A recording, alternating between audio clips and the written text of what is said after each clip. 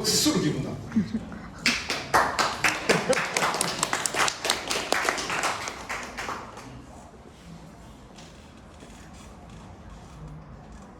자, 남북한의 군사력 현황을 한번 볼게요. 쫙 보면은 우리가 거의 다 부족하죠, 그죠? 자, 보면은 우리가 많은 건 몇 개 없어요. 북한이 수적으로 굉장히 강한 군사력을 갖고 있는 것처럼 보여요, 그죠? 그러나 여러분께서 크게 두려워할 필요는 없습니다. 왜냐하면은 우리나라와 미국과 영국과 프랑스, 일본 같은 국가는요, 새로운 무기가 만들어지고 수입해가 오잖아요, 그죠? 수입해가 오면은 그 무기는 예비군 무기로 가요. 알겠습니까? 그래서 항상 새로운 무기만 존재합니다. 그러나 북한이나 러시아나 중국 같은 경우는요, 새로운 무기가 들어와도 옛날 무기를 굉장히 이렇게 쌓아놔요. 왜? 없애버리면 없어지기 때문에. 그래서 무기 자체가 많다는 게 사실상 크게 두려워할 필요는 없습니다. 그럼 남북한의 군사력 비교를 한번 해보겠습니다. 해보면은, 자, 첫째, 개수 비교. 개수 비교로 하는 것은 뭐냐면은 무기의 숫자로 군사력을 비교하는 겁니다. 비교하면은 북한이 우리보다 강합니다. 왜? 숫자가 많습니다. 쌓아놓고 살기 때문에. 두 번째, 전력 지수로 비교하면은, 다시 말해서 기준 사단을 정해서 폭발력의 크기로 남북한의 군사력을 비교하면은 우리하고 북한하고 비슷비슷합니다. 셋째, 군사비 무게는 뭐냐? 국방 예산입니다. 국방 예산으로 비교하면 우리가 북한에 비해서 3배에서 8배 정도 강합니다. 자, 그런데 여기서 질문이 있어요. 3배면 3배고 8배면 8배지 3배는 뭐고 8배는 뭐냐? 예, 그렇습니다. 우리와 미국과 같은 잘 사는 국가들은 국방비를 투명하게 공개합니다. 그러나 북한, 러시아, 중국 같은 경우에는 국방비를 투명하게 공개하지 않아요. 왜? 인민들은 굶어 죽을 판인데 군사비 이만큼 썼네 하면 좋아하겠습니까? 안 좋아하겠습니까? 안 좋아한다고. 그래서 순간하고 꼼을 차놓고 씁니다. 그리고 우리나라 국방부에서 머리가 아파. 왜? 매년 우리나라 국방부에서 북한 졸마주고 얼마나 숫가놓고 쓰나 하면 계속 추적을 해요. 추적을 해가지고 매년 국방부에서 추정 북한 군사비를 발표합니다. 그걸로 계산하면 우리가 3배 강해요. 그러나 북한이 공식적으로 발표한 군사비를 가지고 비교를 하면 우리가 8배 정도 강한 군사력을 갖고 있습니다. 그리고 밑에 보시면 알겠다시피 한반도에서요, 전쟁이 나면 미국에서 병력이 69만 명이 오고요, 함정이 160척, 항공기 2,000여 대가 미국 본토에서 날아옵니다. 그래서 어마어마한 우리나라는 군사력을 갖고 있다, 이렇게 볼 수가 있겠습니다. 이건 재미로 보세요. 이 글로벌 파이어 파워에서 나온 건데 재미입니다. 정확한 건 아닙니다. 왜냐하면은 러시아가 2등 가가 있죠, 그죠? 부정확합니다. 왜? 러시아는 우리나라보다도 군사력이 약합니다. 핵무기 빼면은 부정확한데, 부정확하지만 재미로 보면 우리가 몇 등가가 있습니까? 6등가가 있고 북한이 34등가가 있습니다. 이처럼 우리나라는 매우 강력한 군사력을 지니고 있습니다. 자, 남북한의 병력, 보세요. 병력 많이 많죠, 그죠? 군대 갈 사람 없다, 병력이 부족하다, 장교 지원자가 없다, 부사관 지원자가 없다, 많이 많습니다. 그죠? 많이 많은데 북한의 병력이 몇 명이냐? 128만 명. 우리가 몇 명이냐? 50만 명. 그런데 여기에는 함정이 있어요. 어떤 함정이 있는가 밑에 한번 보세요. 북한의 병력 형태를 보면 인민전쟁론 전쟁만의 군대 변형. 이게 뭐냐 하면은 이 마오쩌둥, 모택동이 혁명전쟁을 할 때요, 정규 군사는 정예군으로 약성을 하고 이게 키우고 나머지는 농민군이었어요. 낮에는 막 끌고 농사 짓다가 밤 되면은 총 들고 칼 들고 이 군인들하고 합세해서 싸웠어요. 그래서 모택동이 선택한 게 무슨 전략? 게릴라전과 지구전입니다. 북한이 이걸 이상하게 받아들였어요. 어떻게 받아들였느냐? 군대는 다 오락해가지고 전문가 집단은 군사훈련을 맡기고 나머지는 노동시킵니다. 알겠습니까? 그래서 북한 군대 140만 중에 130만 중에서 반턴이 총을 못 쏩니다. 좀 이따 다시 설명을 드릴게요. 그래서 인민군은 사실상 그러니까 정예군이 아니고 반군, 반민 성격의 군대다, 이렇게 볼 수가 있습니다. 한번 볼게요. 반군, 반민 성격의 북한군. 예, 북한군의 본부는 남자는 10년, 여자는 7년이었었는데 지금은 남자는 8년, 여자는 5년인데 와 여자 짧다 아닙니다. 여자는 제대하고 나서 3년 동안 노동 현장에 다시 근무해서 남녀 공이 8년 동안 군 복무를 한다고 보시면 됩니다. 자 보세요. 국민 일체화 운동 하는 게 뭐냐면은 1980년대부터 본격화되었는데요. 이게 징집을 하면 2분의 1이 어디 가느냐? 노동 현장에 갑니다. 노동 현장, 공장이나 농장이나 이런 데 가가지고 뭐 합니까? 노동합니다. 노동. 알겠습니까? 노동을 합니다. 그리고 외화벌이 전단 조직해가지고 각 군단에 한 개 대대가 있는데 넘습니다. 왜? 이 군단 장병들이 뭐 해쳐먹으려고 이걸 막 확대해가지고 막 사금 채취하고 동물 잡고 식물 잡고 이랍니다. 그것도 군대가 다 빠져나갑니다.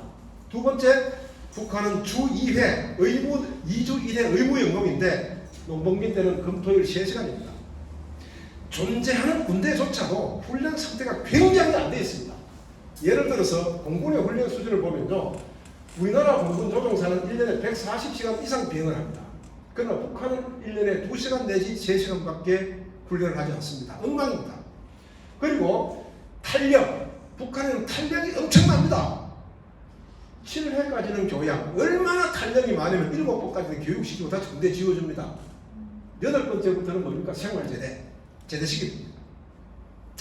자, 그 다음 두 번째, 무기, 장비, 부식, 보급을 위한 자체노동. 즉 뭐냐면 북한 군인들의 음식 먹는 거, 그 다음 옷 입는 거, 장비, 그 다음 무기 전부 군인들이 만듭니다. 즉 보면은 인민무력부 후방총국 산하에 농장, 공장 다 있습니다. 그러니까 각 군단 산하에 농장, 공장이 다 있습니다. 여기서 군인들이 뭐 하느냐? 훈련하는 게 아니고 전부 뭡니까? 노동을 합니다. 이게 뭐냐면은 북한 군인들이 경영하는 농장인데 김정은이가 시찰하고 있죠. 그죠? 자, 이게 뭐냐 하면은 잠깐만요. 뭐 두 개는 뭐 예. 이게 뭐냐 하면은 북한 군인들 음식 생산하는 버섯 농장인데요.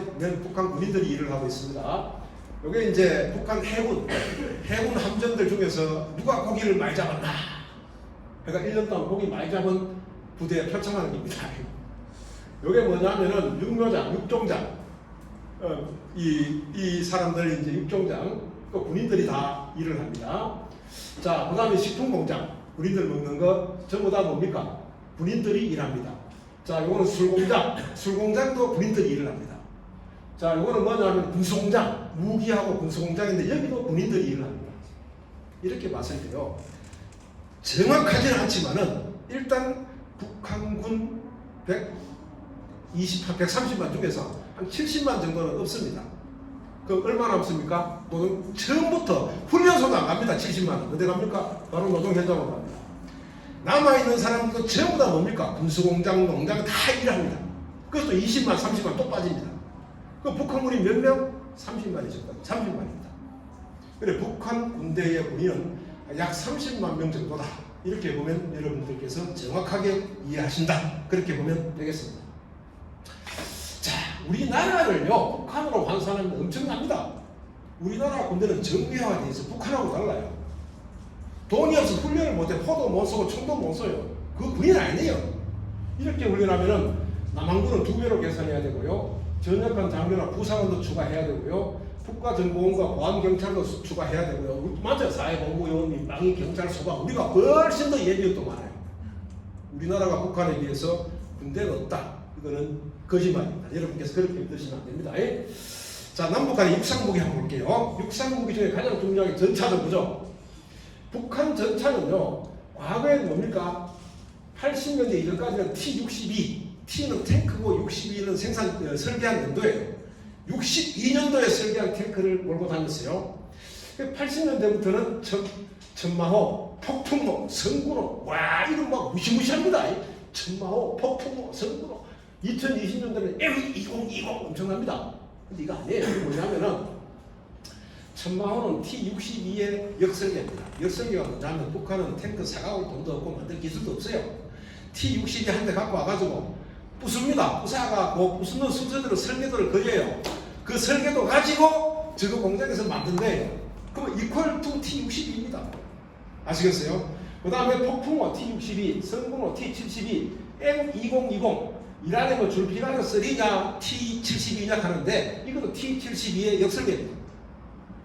그래서 북한의 최신 전차는 T-72다. 그렇게 보면 어느 정도 정확합니다. 이 T-72는요 자동 장전이 안 돼요. 전자전 능력도 없어요. 지금도 뭡니까? 손수 포탄을 넣어야 되고 쏘고나면 빼야 되고 여러분 그 포탄 탱크에 끼었는 장면 맞죠? 그죠? 빼야 되고 또 적이 나타나잖아요. 막 돌려야 됩니다. 돌리다 보면 다 마십니다. 자, 이게 이제 그 T-62를 역설계한 천마운데 뭐 나는 뭐 소다구진 줄 알았어요. 생기는 꼬라지가 그죠? 이게 이제 폭풍인데 탱크 걷기를 걷는데 우리가 뭐 철공소에서 만든 거죠, 그죠? 요게 이제 성군호인데 좀 허접합니다. 요게 이제 M2020인데 사실상 이것도 T-72의 역설계입니다. 자, 우리 전차. 우리 전차는 주력이 K1, K2입니다. K1은 미국의 M1, A1하고 똑같습니다.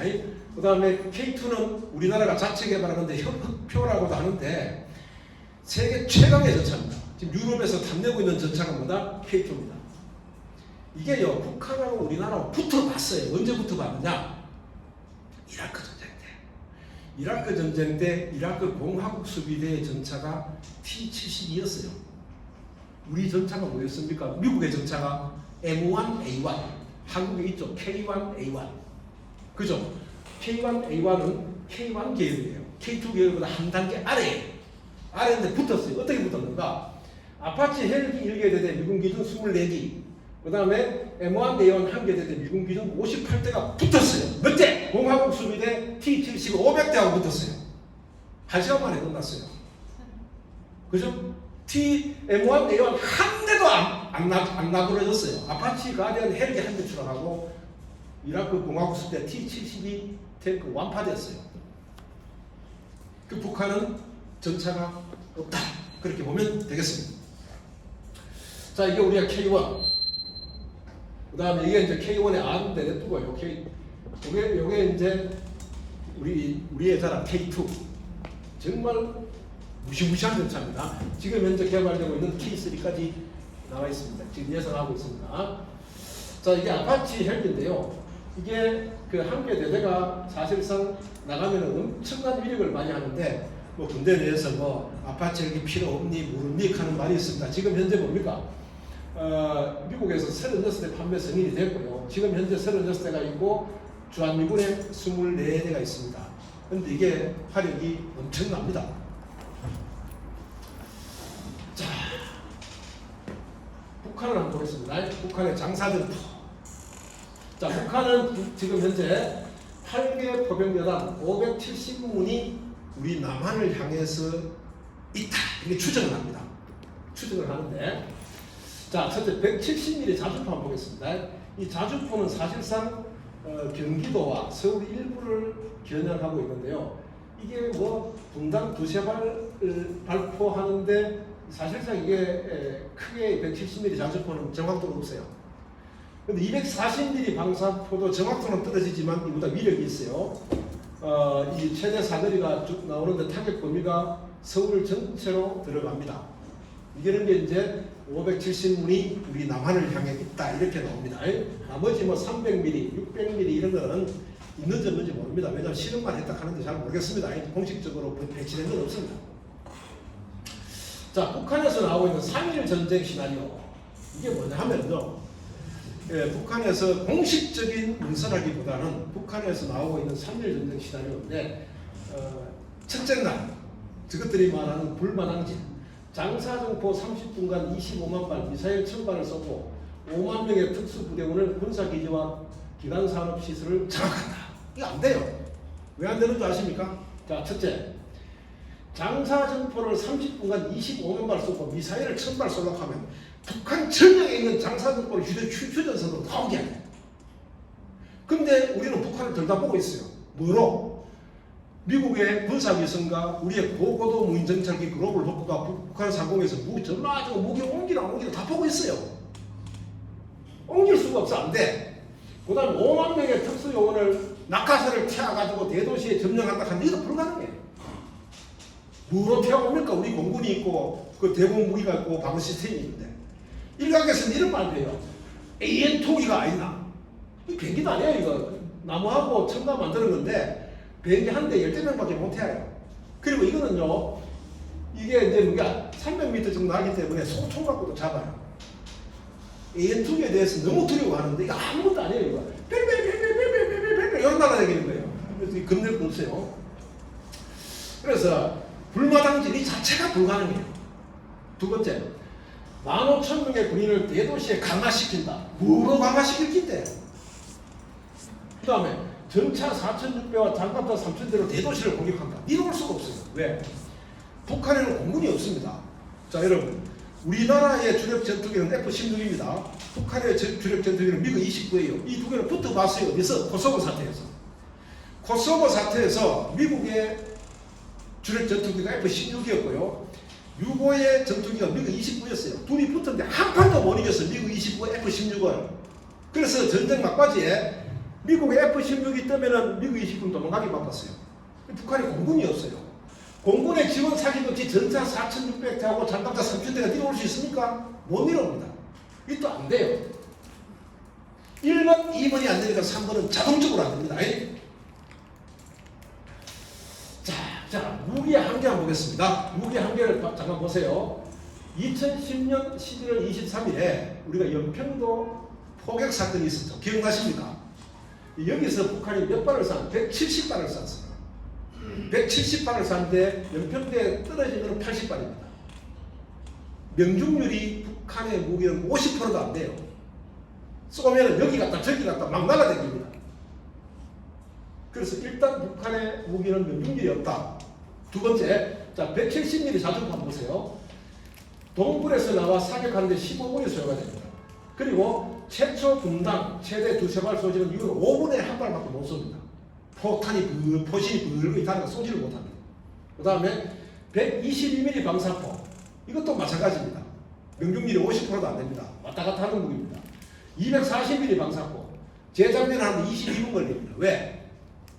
우리나라의 방사포는 자체 크레인이 달려가 있어요. 자동으로 장비이 된단 말입니다. 근데 북한의 방사포는 없어요. 없어가 군인들이 다 들어갖고 막 의사 해가지고 이어야 되고요. 그야말로 무기 수준이 굉장히 낮아요. 자, 북한의 자주포인데요. 이게 뭐냐면 T-54계열 탱크에다가 소련의 해안포 장착해 놓은 거고요. 이것도 저거끼리 뭐 만든다고 만드는 건데 이것도 마찬가지입니다. 소련의 해안포를 장착해 놓은 건데 무기로서 가치가 없습니다.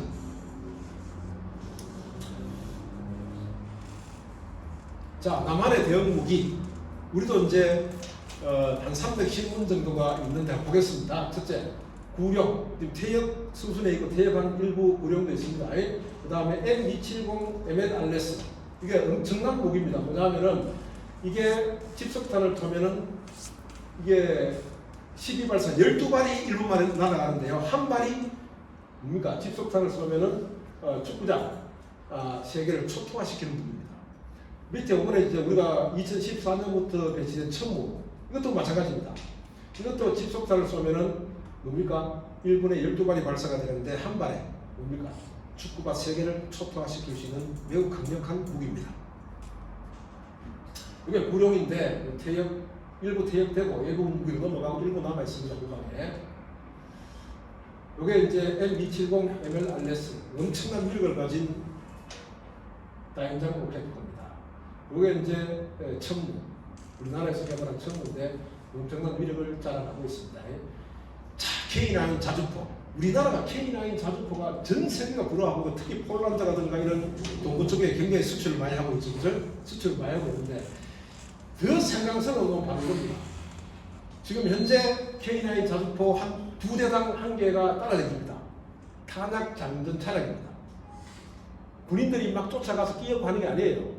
이 탄약 장전 차량이 K9 자주포 2대당 1분씩 따라다니면서 자동으로 탄약을 보급해 줍니다.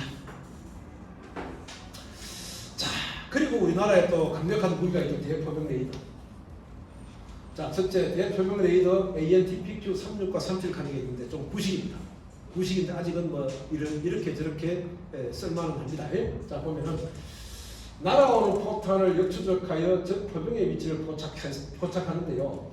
한 대당 최대 10개의 표적을 감시하고 지금 현재 5분 내로 역사기 가능합니다. 즉 뭐냐면은 우리의 이제 레이더가 있어요. 북한에서 포를 쏘잖아요. 포신의 위치를 따라서 저 포가 어디 있다 알아요.